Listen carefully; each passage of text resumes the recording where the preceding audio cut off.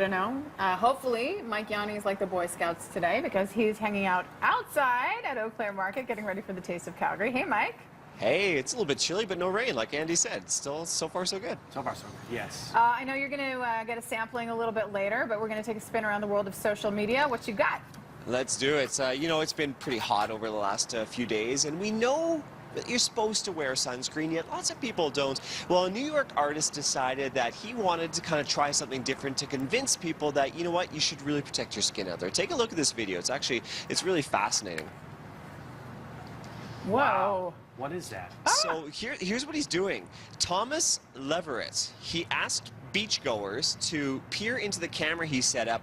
This camera has a special UV filter, so it can detect things that the human eye can't detect, such as skin damage. Yikes. It shows a lot of freckles, and it shows people what's happening to their skin and things that have not come to, no pun intended, come to light yet, but will in future years. The interesting part is, take a look at this next video here. He asked people to put on sunscreen.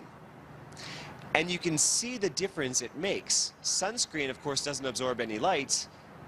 So when people put it on, it turns completely black on their skin, showing that no light. Yeah, it's an eye-opening exercise for sure. So, of course, it took a lot of people off guard. He said he didn't want to ruin people's fun. He just wants people to realize that, you know what, you do have to take precautions, despite what doctors say. That some doctors are saying now you shouldn't wear sunscreen. He's saying, you know, take a look at it for yourself. And the freckles are what surprised me. These people do not have freckles at all. Then they go into that camera. Interesting. Yeah. Earlier this year, actually, I was at a health clinic, and I don't know if you guys remember this, but they did the similar thing with me. They took photos and then did the UV to show the freckles, and they said, you know what, you take pretty good care of your skin, but even on me, this said there's skin damage and freckles that are going to come out in the future years. So it's eye-opening exercise, that's for sure. A lesson learned. Now we're going to robots next. Oh, we love robots. Who doesn't like a good robot story? You know, there's all these conspiracy theories and people out there that say someday robots will rule the world. Well, if you're one of those people, you should not look at this video because it's a little unnerving. Researchers have developed robots that can swarm.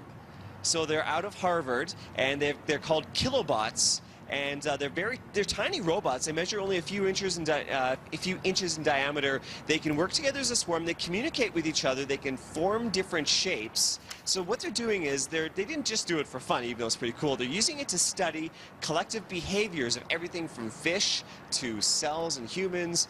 So a fascinating exercise, but I think it's a little bit unnerving seeing that robots can think on their own and in groups and work together. Remember that movie Minority Report with Tom Cruise, and they'd be swarming around, and they'd be search party robots? Yes. That's eerie. It's very similar to that. Exactly. Now, Mike, a time lapse.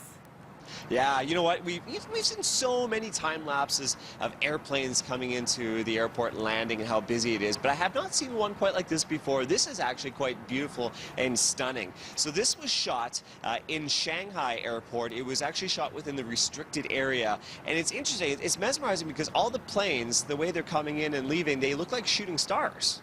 Wow. Beautiful.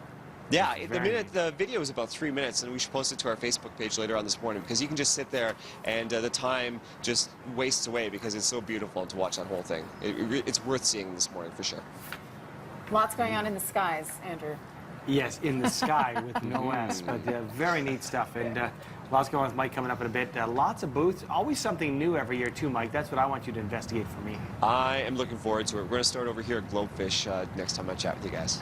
It's one of my favorite places for sushi. Okay, Mike, we'll catch up with you soon. Sounds good.